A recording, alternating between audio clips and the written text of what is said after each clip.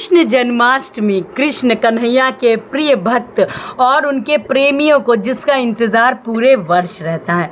इस बार बहुत कन्फ्यूज़न है तारीख को लेकर के कि हम किस दिन जन्माष्टमी का पर्व मनाएंगे, किस दिन व्रत रखेंगे और किस दिन अपने बाल गोपाल लड्डू गोपाल का जन्म कराएंगे।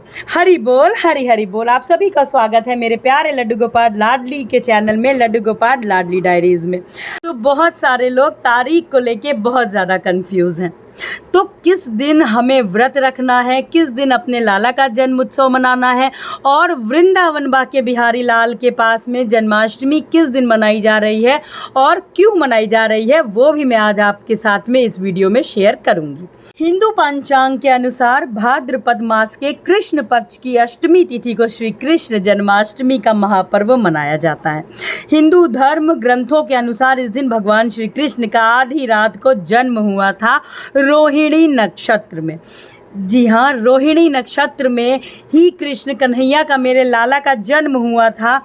और इस वर्ष बाके बिहारी लाल के मंदिर में वृंदावन में जो जन्माष्टमी का पर्व है वो 27 अगस्त को मनाया जाएगा। पूरी दुनिया में, मथुरा में, वृंदावन में, इस्कॉन में 26 अगस्त को ये पर्व मनाया जाएगा, लेकिन 27 अगस्त को बाके बिहारी लाल के मंदिर में ये पर्व मनाया जाएगा। अब आपको किस दिन मनाना है, आपको किस दिन पूजा करनी है, मैं आपको आगे बताती हूँ। अष्टमी तिथि जो की है वो 26 अगस्त को सुबह 3:39 से प्रारंभ हो रही है और 27 अगस्त को सुबह 2:19 पर समाप्त होगी। रोहिणी नक्षत्र की अगर हम बात करें तो ये 26 अगस्त को दोपहर 3:55 पर लगेगा और 27 अगस्त को दोपहर 3:38 पर समाप्त हो जाएगा। मैं फिर बता देती हूँ, जो रोहिणी नक्षत्र है वो हमारा 26 अगस्त को दोपहर में लग रहा है और 27 अगस्त को दोपहर 3:48 पर ये समाप्त हो रहा है।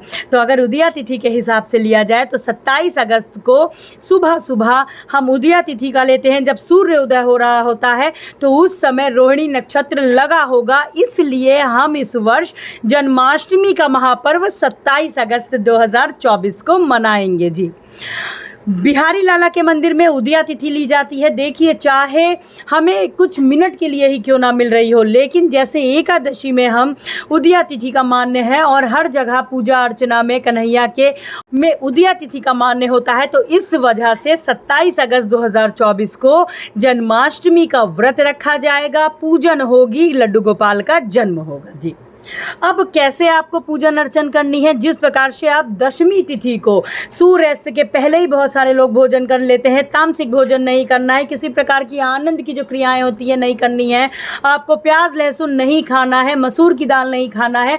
आपका जो व्रत है वो जैसे एकादशी में दशमी से शुरू हो जाता है, जन्माष्टमी का भी व्रत आपका ऐसे ही जल्दी ही शुरू हो जाता है, एक दिन पहले।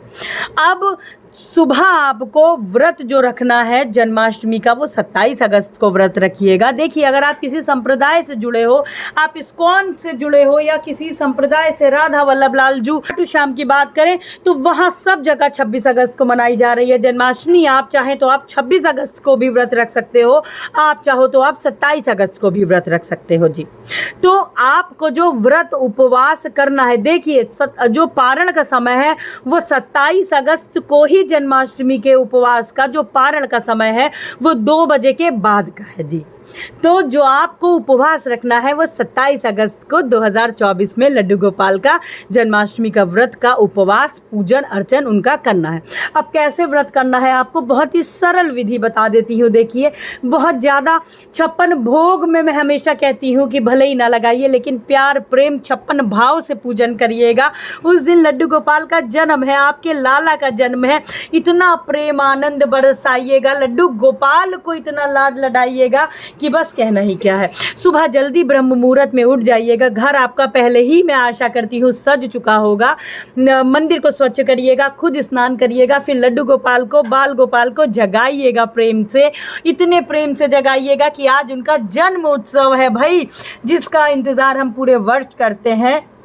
उनको जगाने के बाद में आपको उनको सुबह भी पंचामृत का अभिषेक कराना है। जी हाँ, आपको सुबह भी उनको पंचामृत का अभिषेक कराना है, राधा रानी का, कन्हैया जी का। साथ में आपको सुबह पंचामृत अभिषेक ज़रूर कराइएगा। अगर आप किन्हीं कारणोंवश पंचामृत अभिषेक नहीं करा सकते हो तो कच्चे दूध से कराइएगा, लेकिन खाली जल से मत कराइएगा। तो 27 अगस्त को आपका जो व्रत है वो शुरू हो जाएगा। आपको कलश का जो स्थापना है वो 27 अगस्त की सुबह को करना है। सुबह आप जब लड्डू गोपाल को जगाओगे, आप उस जगाने के बाद में आप उनको जल ग्रहण करा दीजिए। उस दिन लाला का जन्म उत्सव है, माखन मिश्री तुरंत ही खिला दीजिए भाई, जितना लाड हो लड़ा दीजिएगा उस दिन बस। फिर आपको अखंड ज्योत प्रज्वलित करनी है और आपको कलश स्थापित करना है। अष्टदल कलश आपको बनाना है। देखिए, कलश भी 2 प्रकार के होते हैं, श्री कलश होता है और दीपक कलश होता है। तो आप जैसा आप कलश स्थापित करना चाहें आप वैसा कर सकते हो जी।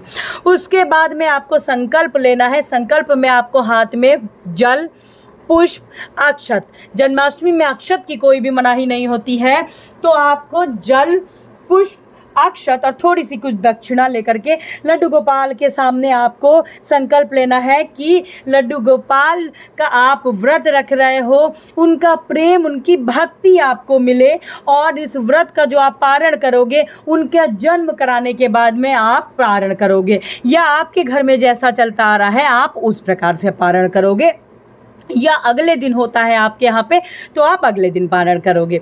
तो इस प्रकार से आपको बहुत ही सरलता से लड्डू गोपाल का जन्म उत्सव मनाना है। देखिए, बहुत सारी चीज़ें आप जितना सोचोगे उतना होगा, लेकिन बस आपको एक चीज़ करनी है, वो है लड्डू गोपाल को बहुत बहुत प्रेम। आगे आपकी जानकारी के लिए मैं वीडियोज़ डालती रहूँगी कि आगे आपको लड्डू गोपाल की उस दिन की दिनचर्या कैसी हो, कैसे अभिषेक कराना है। आगे आप सभी लोग मेरे लड्डू लाडली के चैनल से जुड़े रहिएगा, आगे आपको जो वीडियोस हैं वो मिलती रहेंगी। तो आशा करती हूँ अभी आप लोगों को अपने प्रश्नों का उत्तर मिला होगा और कन्फ्यूज़न जो है वो दूर हुई होगी कि 27 अगस्त को उदया तिथि के चलते हम 27 अगस्त को अपना महापर्व जन्माष्टमी का मनाएंगे। आप चाहे तो आप दोनों दिन व्रत उपवास कर सकते हो, पूजन अर्चन कर सकते हो, और वैसे जो उपवास किया जाएगा, व्रत रखा जाएगा, वो 27 अगस्त को रखा जाएगा जी। तो जुड़े रहिएगा मेरे लड्डू लाडली के चैनल में। आप लोगों को आगे भी बहुत सारी वीडियोस ऐसी मिलती रहेंगी। आशा करती हूँ आप लोगों के प्रश्नों के उत्तर अवश्य मिले होंगे। आज के लिए बस इतना ही। हरि बोल।